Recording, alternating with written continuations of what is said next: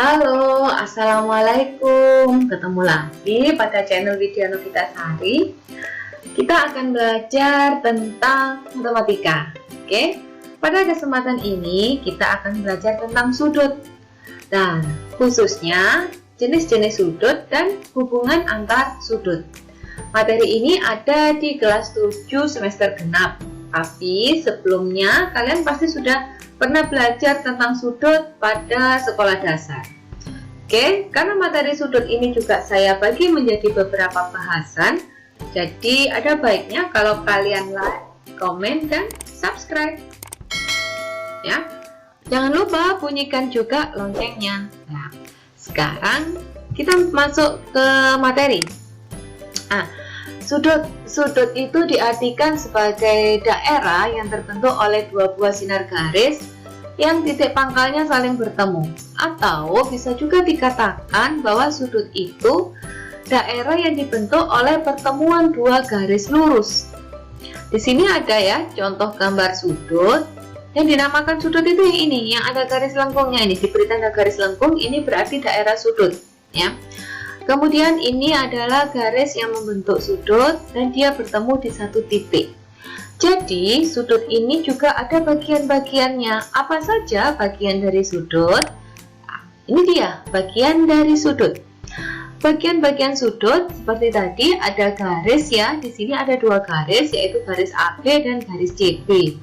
Dia bertemu di titik B sehingga terbentuklah daerah sudut ini. Nah, garis AB dan garis CB itu yang disebut kaki sudut, yaitu garis yang membentuk sudut. Kemudian dua garis ini bertemu di titik B. Nah, titik B ini yang disebut dengan titik sudut. Oke. Daerah yang dibentuk oleh dua garis ini yang disebut dengan daerah sudut, yaitu daerah yang terletak atau yang terdapat di antara dua kaki sudut. Ini bagian-bagian sudut ya. Sekarang memberi nama sudut. Memberi nama sudut ini ada dua cara. Ada yang menyebutkan 3 huruf dari 3 titik pada sudut tersebut, atau hanya dengan menyebutkan 1 huruf pada titik sudutnya. Sekarang kita mulai dari yang menggunakan 3 huruf. 3 huruf itu kita sebutkan 3 huruf dari nama titiknya. Di sini ya, contoh ini ada A, B, dan C. Kita mulai dari kaki sudutnya waktu menyebutkan sudut. Dan titik sudut, huruf pada titik sudut ini harus terletak di tengah. Jadi kita mulai dari ini, maka terbentuk sudut A, B, C ya. Kalau dibalik, dimulai dari C juga boleh, yaitu disebut sudut C, B, A. Tetap kan titik B yang merupakan titik sudut itu terletak di tengah-tengah. Oke. Nah, lambang ini, ini dibacanya sudut. Jadi sudut ABC atau sudut CBA. Itu aturan 3 huruf. Sekarang yang aturan 1 huruf. Aturan 1 huruf ini hanya menyebutkan huruf pada titik sudutnya. Seperti ini tadi, titik sudutnya yaitu titik B. Maka dia disebut dengan sudut B. Ini ya. Gampang, lebih mudah yang menggunakan 1 huruf. Nah, selain menggunakan aturan 1 huruf atau 3 huruf, maka pemberian nama sudut bisa juga dengan menggunakan simbol seperti alfa, beta, gamma, dan theta. Bisa juga menggunakan simbol-simbol ini ya. Nah, sekarang satuan sudut. Nah, satuan sudut ini ada derajat dan radian. Kalau derajat, 1 derajat itu artinya mewakili suatu sudut yang diputar sejauh 1/360 putaran. Nah, untuk menyebutkan ukuran yang lebih kecil daripada derajat, bisa memakai menit dan detik. Menit ini tandanya pakai tanda petik 1, kalau detik itu tanda petik 2. 1 derajat itu sama dengan 60 menit. Atau 1 menit itu sama dengan 60 detik. Nah, sekarang ke radian. Kalau kita menggunakan satuan radian dan konversinya untuk derajat, 1 radian kalau diubah ke derajat itu bisa dikalikan dengan 180 derajat per pi. Atau sebaliknya, dari derajat diubah ke radian, maka bisa dikalikan dengan pi per 180 derajat. Nah, ini ya konversi untuk satuan sudut. Sekarang jenis-jenis sudut ini saya yakin juga kalian sudah kenal, di sekolah dasar juga sudah ada. Jenis-jenis sudut ini ada sudut lancip ya. Sudut lancip itu sudut yang besarnya kurang dari 90 derajat atau lebih kecil dari 90 derajat. Contohnya ini sudut lancip namanya. Kemudian sudut siku-siku. Sudut siku-siku itu sudut yang besarnya sama dengan 90 derajat. Sudut siku-siku biasanya ditandai dengan tanda ini ya. Ini menandakan kalau dia siku-siku, atau nanti ada seperti huruf L di sini. Nah, itu juga menandakan kalau dia merupakan sudut siku-siku. Yang ketiga itu sudut tumpul. Sudut tumpul itu sudut yang besarnya antara 90 dan 180 derajat. Jadi lebih besar daripada sudut siku-siku. Itu sudut tumpul. Ada sudut lurus. Sudut lurus ini sudut yang besarnya 180 derajat. Nah, dia membentuk garis lurus, itu 180 derajat ya. Yang terakhir sudut refleks. Sudut refleks itu sudut yang besarnya antara 180 derajat sampai 360 derajat. Jadi ini ada gambar ya. Nah, kita biasa fokus ini pada sudut lancipnya. Nah, yang disebut sudut refleks, nah ini sudut yang ada di belakangnya ini, diputar ini. Jadi besarnya itu lebih besar dari 180 derajat dan kurang dari 360 derajat. Itu yang disebut sudut refleks. Sekarang hubungan antar sudut. Hubungan antar sudut ini ada 3 ya. Saya bedakan jadi 3. Ada sudut berpenyiku, nanti ada sudut berpelurus, dan sudut bertolak belakang. Sudut berpenyiku ini apabila ada 2 buah sudut atau lebih yang saling berhimpitan dan membentuk sudut siku-siku. Nah, atau ada 2 sudut, kemudian dia dihimpitkan, dan apabila dijumlahkan itu sama dengan 90 derajat, maka dia disebut sudut berpenyiku atau komplement. Di sini digambarkan ya, ada sudut ABD dan sudut DBC. Nah, ini huruf D-nya ini lupa tidak ditulis. Nah, ini D di sini, titik D. Nah, apabila sudut ABD ditambah sudut DBC sama dengan 90 derajat, maka ini disebut sudut berpenyiku. Kalau sudut berpelurus itu apabila ada 2 sudut atau lebih yang saling berhimpit dan membentuk sudut lurus. Di sini ada 3 sudut. Sudut ABD, sudut DBE, dan sudut EBC. Nah, ketiga sudut ini dijumlahkan maka sama dengan 180 derajat. Itu disebut sudut berpelurus atau suplemen ya. Nama lain berpelurus itu suplemen. Yang ketiga, kita akan belajar tentang sudut bertolak belakang.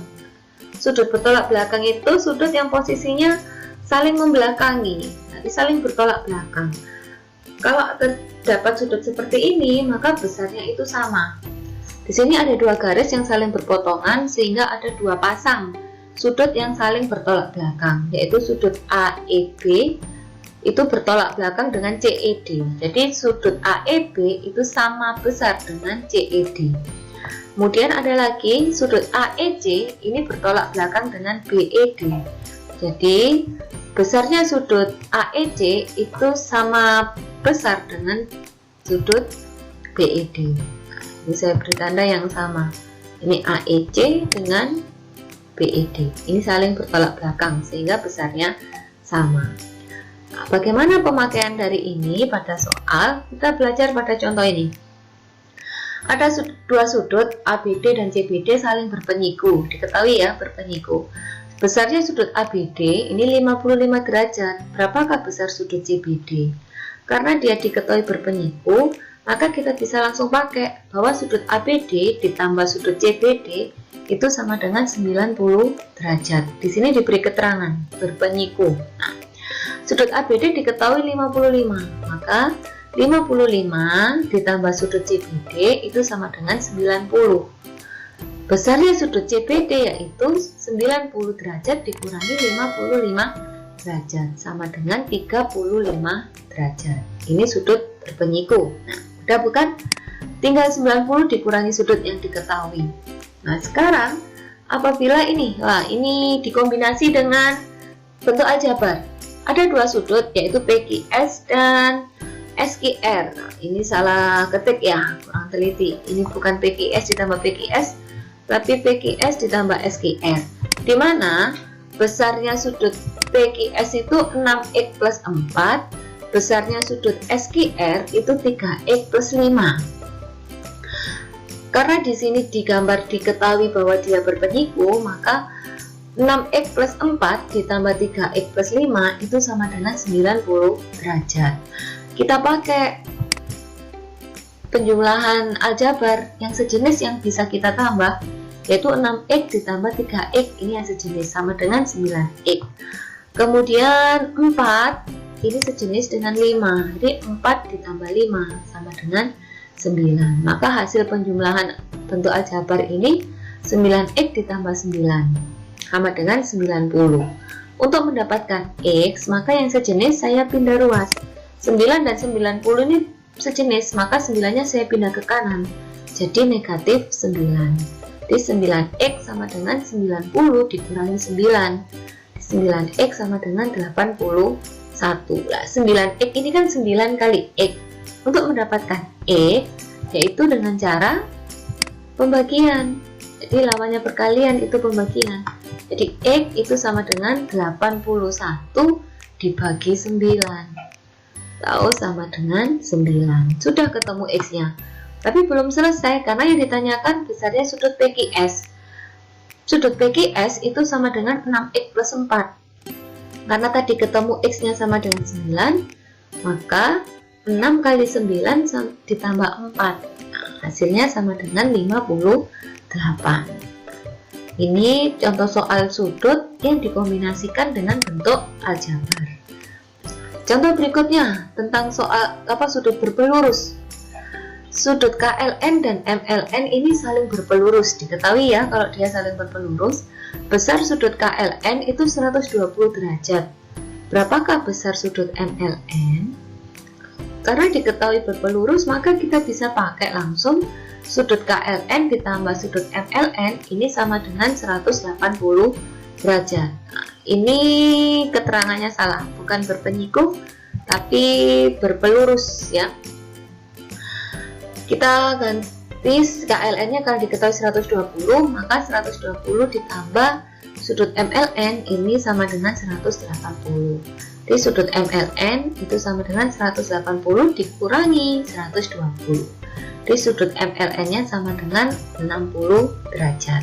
Jadi kalau untuk mencari sudut berpelurus, apabila diketahui salah satu sudutnya, maka pelurusnya itu sama dengan 180 dikurangi sudut yang diketahui.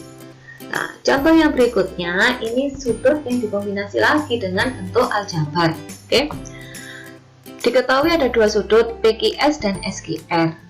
Nah, besarnya PQS itu 5x, besarnya SQR itu 4x plus 9. Nah, pada gambar diketahui bahwa dua sudut ini membentuk garis lurus, sehingga apabila sudut PQS ditambah dengan sudut SQR, maka besarnya sama dengan 180 derajat.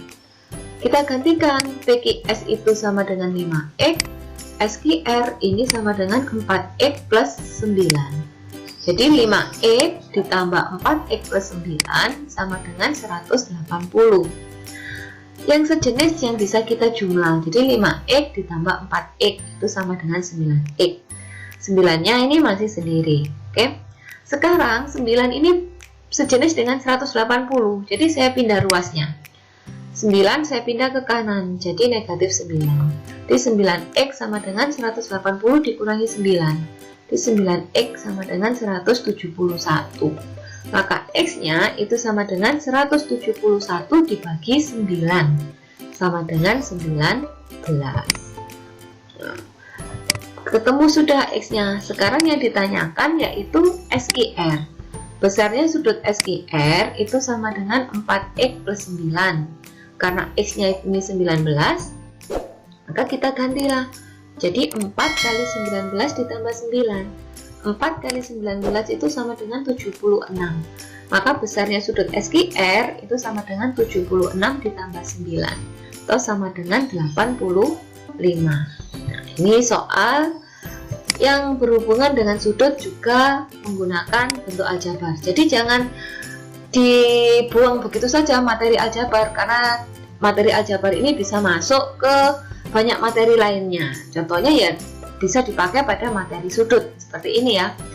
Nah, sekarang ini contoh terakhir tentang sudut bertolak belakang. Ada dua garis KM dan LM ini berpotongan di titik O. Sudut KOL ini 80 derajat dan sudut MON 2X plus 4. Dilihat pada gambar, pada KOL dan MON ini posisinya saling membelakangi, sehingga dia sudut bertolak belakang. Jadi besarnya sudut KOL itu sama dengan besarnya sudut MON. Di 80 sama dengan 2X plus 4. Nah, karena dia bertolak belakang, maka sama. 4 saya pindah ke ruas kiri, jadi negatif 4. 80 dikurangi 4 sama dengan 2X.